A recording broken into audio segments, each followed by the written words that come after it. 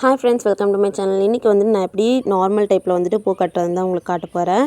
இது வந்துட்டு பேசிக்கான டைப் தான். இதை நீங்கள் பேசிக்கான டைப்பை கற்றுக்கிட்டாலே உங்களால் வந்துட்டு பூ வந்துட்டு இன்னும் நிறைய டைப்ஸில் வந்து கட்டுறாங்க இல்லையா, அந்த மாதிரி டைப்லாம் உங்களுக்கு ஈஸியாக கற்றுக்க முடியும். இதுதான் வந்துட்டு பேசிக்கே. ஸோ அதை நான் பண்ணி காட்டுறேன் பாருங்கள். மேலே வந்துட்டு இந்த கயிறு மேலே ஃபஸ்ட்டு ஒரு பூ வச்சுக்கணும். அது கீழே வந்துட்டு இன்னொரு பூ வைங்க. நான் வைக்கிற மாதிரியே வைங்க.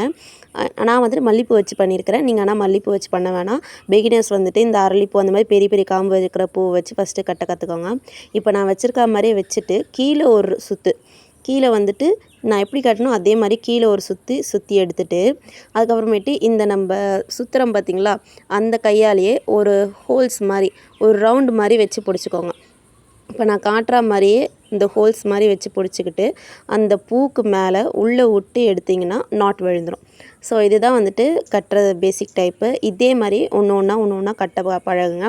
நெருக்கமாக ஃபஸ்ட்டு பழகாதீங்க. ஃபஸ்ட்டு லூஸாகவே வந்துட்டு கேப் விட்டே வந்துட்டு கட்டி பாருங்கள். அதுக்கப்புறமேட்டு உங்களால் வந்துட்டு ஈஸியாக வந்துட்டு கட்ட வந்துடும். நான் வந்துட்டு எனக்கும் மேரேஜ் ஆகிற வரைக்கும் பூ கட்ட தெரியாது.